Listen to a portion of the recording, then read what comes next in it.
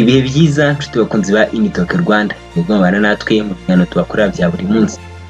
Ubushakashatsi bugaragaza ko ibara umuntu akunda riba rifite aho rihuriye n'imyaka yaba afite. Ibi bikaba byaratangajwe n'ubushakashatsi bushya buri gushyirwa ahagaragara. Ibara umuntu akunda ni kimwe mu bikoreshwa kugira ngo amenye icyo umuntu akunda, ariko ubushakashatsi bushya bugaragaza ko bishobora no kugaragaza ikigero cy'imyaka umuntu yaba agezemo.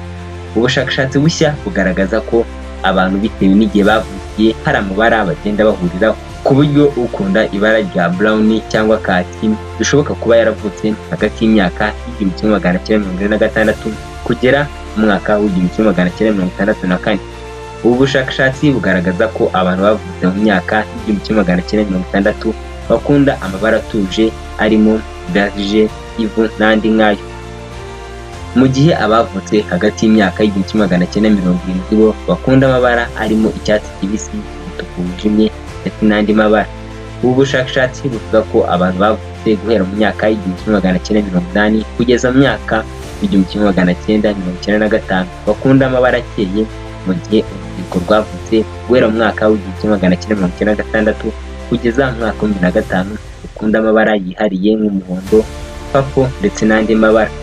Icyakora ubushakashatsi buvuga ko amabara agenda ahinduka bitewe n'umuntu cyangwa se ibigezweho.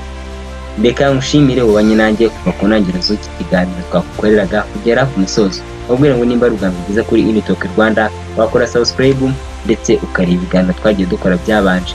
Wanyurwa ugakora share, wabutanze umwumva ukomeye. Ukabwira ngo tugomba kumenya kandi ukazirikana uko twifuriza kugira ibihe byiza.